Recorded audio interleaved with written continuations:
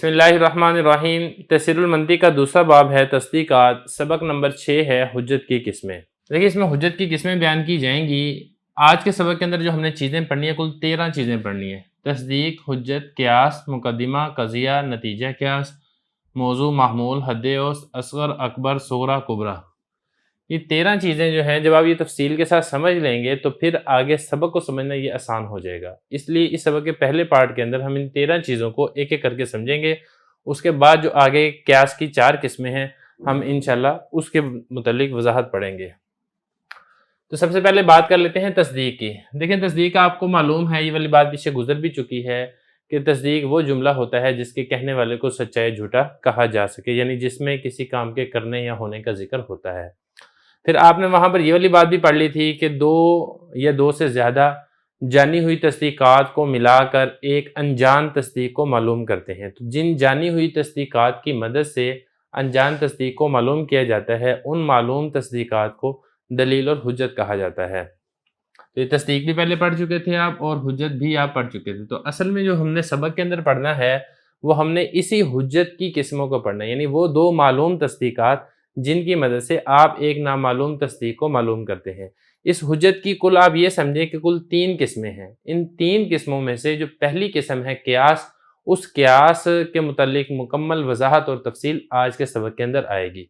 तो खुलासा ये निकला कि जो हुज्जत है इसकी 3 किस्में हैं। इसकी 3 किस्मों में से जो पहली किस्म है क़ियास, ये क़ियास हम आज पढ़ेंगे। अब बात कर लेते हैं कि क़ियास किसको कहते हैं। देखिए दो कज़िये होते हैं। कज़िये के मुतल्लिक आपको मालूम है कि कज़िया किसको कहते हैं, जुमले को कहा जाता है जिसके मुतालिक सच या झूठ का हुक्म लगाया जाता है। तो कज़िया भी हमने समझ लिया है, पहले ये बात पीछे गुजर चुकी है। अब आप ये समझे कि कज़िये दो होते हैं, यानी दो मालूम तस्दीक़ात होती हैं जिनकी मदद से एक नामालूम तस्दीक को मालूम करते हैं। मिसाल के तौर पे एक कज़िया हमारे पास ये है ज़ैद मुल्तान का है और दूसरा कज़िया हमारे पास ये है मुल्तान का आदमी होशियार होता है। ये दो कज़िये हैं।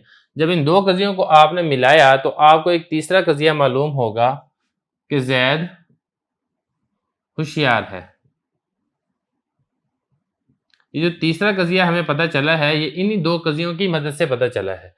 तो जिन दो कज़ियों की मदद से आपको तीसरे कज़िये के बारे में पता चलता है उन दो कज़ियों को क़ियास कहा जाता है। अब ये जो दोनों हैं इन दोनों को कहा जाएगा क़ियास। एक बात। दूसरी बात आपने यहाँ पर यह समझनी है कि क़ियास के दो कज़िये होते हैं। अब ये जो दोनों कज़िये हैं इन दोनों कज़ियों को मुक़द्दिमा कहा जाता है। ये है मुक़द्दिमा ऊला, पहला मुक़द्दिमा, ये है मुक़द्दिमा सानिया, दूसरा मुक़द्दिमा। ये दो जुमले हैं, इन दोनों में से हर जुमले को मुक़द्दिमा कहा जाता है। जो दो कज़िये हैं इन दोनों कज़ियों में से हर कज़िये को मुक़द्दिमा कहा जाता है और फिर उन दोनों कज़ियों को मिलाकर इस पूरे मजमूए को क़ियास कहा जाता है। हम ये कह सकते हैं कि ज़ैद मुल्तान का ये कज़िया है। हम ये भी कह सकते हैं ज़ैद मुल्तान का है ये जुमला है। हम ये भी कह सकते हैं ज़ैद मुल्तान का है ये मुक़द्दिमा है। इसी तरह मुल्तान का आदमी होशियार होता है ये कज़िया है, ये जुमला है, ये मुक़द्दिमा है और ये दोनों मिलकर बनेंगे क़ियास। फिर अगला मसला आपने ये समझना है कि इन दो कज़ियों की मदद से जो आप एक तीसरा कज़िया मालूम करते हैं इसको कहते हैं नतीजा क़ियास। ये जो तीसरा कज़िया है जो दो मालूम कज़ियों की मदद से आपको पता चला है इसको कहा जाता है नतीजा क़ियास। तो क़ियास भी आपने समझ लिया, मुक़द्दमा भी आपने समझ लिया, नतीजे क़ियास भी आपने समझ लिया। अब उसके बाद अगली बात यह है कि मौजू किसे कहते हैं, महमूल किसे कहते हैं। ये वाली बात भी पीछे गुजर चुकी है लेकिन मैं यहाँ पर दोबारा भी बता देता हूँ। देखिए जिस तरीके से हमारे जुमला खबरिया के अंदर एक मुब्तदा होता है फिर उसकी खबर बयान की जाती है, ये इसी तरीके से एक फ़ाइल होता है उस फाइल का फ़ेल बयान किया जाता है। बिल्कुल ऐसे ही मंतिक के अंदर एक मौजू होता है और उस मौजू के मुतल्लिक़ खबर दी जाती है। जैसा कि ये वाला मिसाल है ज़ैद मुल्तान का। अभी ज़ैद है ये मौजू है और इस मौजू के मुतल्लिक़ खबर दी जा रही है मुल्तान का है। तो इसको कहेंगे जो जुमले का अव्वल जुज़ होता है उसको कहते हैं मौजू और जो जुमले का दूसरा बाकी जुज़ होता है उसको कहते हैं महमूल। जैसे कि इस मिसाल में जो ज़ैद है ये ज़ैद है मौजू और मुल्तान का है ये है महमूल। दूसरा जुमला है, दूसरे जुमले में देखें मुल्तान का आदमी ये बनेगा मौजू और होशियार होता है ये बनेगा महमूल। तो जुमले का अव्वल जुज़ होगा मौजू और जुमले का दूसरा जुज़ होगा महमूल। और मौजू भी हमने पढ़ लिया। महमूल भी हमने पढ़ लिया। अब हमने ये समझना कि हद औसत किसे कहते हैं। देखिए, जो नतीजा क्यास आपने हासिल करना होता है ना, ये नतीजा क्यास आपने हासिल करना होता है हद औसत की मदद से। हद औसत वो एक मुश्तरका जुमले का जुज होता है जो दोनों कज़ियों के अंदर पाया जाता है या दोनों मुकदमों के अंदर पाया जाता है। आपने हद औसत को गिरा दें तो फिर आपको नतीजा क्यास मालूम हो जाता है। मिसाल के तौर पे ये देखें, जैद मुल्तान का है, ये पहला जुमला है और मुल्तान का आदमी होशियार होता है। अब इन दोनों जुमलों में अगर आप गौर करेंगे तो आपको एक चीज कॉमन मिलेगी दोनों जुमलों में, और वो कॉमन चीज क्या है? मुल्तान का है और मुल्तान का आदमी, ये दोनों जुमलों में मुश्तरका है। जब ये दोनों जुमलों में मुश्तरका है, आप दोनों जुमलों से इस हद औसत को गिरा देंगे। जो चीज मुश्तरका हो उसको हद औसत कहा जाता है। जब आप इस हद औसत को गिरा देंगे तो आपके पास पीछे बाकी बचेगा जैद होशियार है। तो ये तरीका होता है नतीजा क्यास हासिल करने का, कि जो दोनों कज़िये हैं, दोनों मुकदमे हैं, क्यास के जो दो जुज हैं उनके अंदर आप गौर करें और आप उनके अंदर मुश्तरका और कॉमन चीज मालूम करें। मालूम करने के बाद आप दोनों जगहों से उसको गिरा दें। जब आप दोनों जगह से उसको गिराएंगे तो फिर जो बाकी जुमला बचता है उसको नतीजा क्यास कहा जाता है। तो ये तो हो गया हद औसत।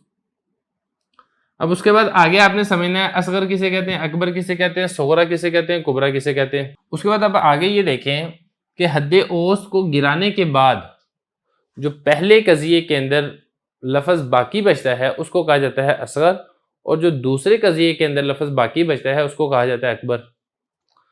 जैसा कि मिसाल के तौर पे मुल्तान का आदमी, ये मुल्तान का और यहाँ पे मुल्तान का आदमी, ये हद औसत थी दोनों जगह पे। जब आपने हद औसत गिराई है तो आपको कज़िये अव्वल में, या हम कहें कि पहले जुमले में, या हम कहें कि पहले मुकदमे में जो चीज़ बाकी बचती है वो बचती है जैद। इस जैद को कहा जाता है असगर। और इसी तरह कज़िया सानिया में, जुमला सानिया में, मुकदमा सानिया में जब आप हद औसत को गिराते हैं उसके बाद जो चीज़ बाकी बचती है उसको कहा जाता है अकबर। अब ये जो होशियार है ये बनेगा अकबर। असगर भी हमने समझ लिया, अकबर भी हमने समझ लिया। अब अगली बात ये समझनी है कि जिस कज़िये में असगर का जिक्र हो उस कज़िये को सोगरा कहा जाता है, और जिस कज़िये में अकबर का जिक्र हो उस कज़िये को, उस जुमले को, उस मुकदमे को कुबरा कहा जाता है। तो चूंकि आपको मालूम है कि पहले जुमले में, पहले कज़िये में, पहले मुकदमे में असगर का जिक्र है, इसलिए ये जो पहला कज़िया है ये बनेगा सोगरा, और जो दूसरा कज़िया है, दूसरा जुमला है, दूसरा मुकदमा है, इसमें अकबर का जिक्र है, इसलिए दूसरा जुमला, दूसरा कज़िया, दूसरा मुकदमा ये बनेगा कुबरा। तो ये सारी की सारी इस्तिलाहात हैं जो कि आगे चल के आपके काम आएंगी, इसलिए एक एक करके हमने सबको जिक्र कर दिया है। अब यहाँ पे मुनासिब मालूम होता है कि एक मिसाल हम और ले लें ताकि बात को समझना मज़ीद आसान हो जाए। अब दूसरा इसमें मिसाल देख लें। एक दूसरा हमने कज़िया लिया, हर इंसान जानदार है, और दूसरा कज़िया हर जानदार जिस्म है। जैसा कि आपको मालूम है ये बनेगा मुकदमा उला, और इसको आप जुमला भी कह सकते हैं, इसको आप कज़िया भी कह सकते हैं। इसी तरीके से हर जानदार जिस्म है ये बनेगा मुकदमा सानिया, जुमला और कज़िया। तो आपकी मर्जी, आप इन तीनों में से कोई भी लफ्ज़ इस्तेमाल कर सकते हैं, और ये जो दोनों का मजमुआ है इसको कहा जाएगा क्यास। अब उसके बाद एक इनमें से निकलनी है हद औसत, और हद औसत यहाँ पर क्या निकलेगी? जानदार, क्योंकि ये दोनों जगह पर मुश्तरका है। जब आप हद औसत को निकाल देंगे, हद औसत को निकालने के बाद जुमला अव्वल में जिस चीज़ का जिक्र होगा उसको कहा जाएगा असगर। अब ये जो इंसान है ये इंसान, ये असगर है, और जुमला सानिया में, कज़िया सानिया में, मुकदमा सानिया में हद औसत के बाद जिस चीज़ का जिक्र होगा उसको कहा जाएगा अकबर, और ये जुमला सानिया में जिस्म है तो ये जिस्म बनेगा अकबर। फिर चूंकि उस कज़िये में जिसमें असगर का जिक्र हो, जैसे कि पहला कज़िया है, इस कज़िये को कहा जाएगा सोगरा, और जिस जुमले में, जिस कज़िये में अकबर का जिक्र हो वो जो दूसरा कज़िया है, इस जुमले को कहा जाएगा कुबरा। फिर हद औसत को जब आप गिरा देंगे तो आपको नतीजे क्यास मालूम हो जाएगा। मिसाल के तौर पे अब आपने यहाँ से जानदार निकाल दिया, यहाँ से जानदार निकाल दिया, तो अब नतीजा ये निकलेगा हर इंसान जिस्म है। तो ये बनेगा नतीजे क्यास। तो सारी चीज़ें हम पढ़ चुके हैं। मौजू महमूल भी देख लें। मौजू में हर इंसान, यहाँ पर ये मौजू बन रहा है और जानदार है ये महमूल है। और जो दूसरा जुमला है उसमें हर जानदार ये मौजू है, जिस्म है ये महमूल है। जो नतीजा क़यास है इसमें हर इंसान ये मौजू है, जिस्म है ये महमूल है। तो सारी की सारी तफसील आपके सामने दूसरी मिसाल से भी आ चुकी है। इसके बाद हम इंशाअल्लाह अशकाल अरबा के मुतालिक तफसील से समझेंगे।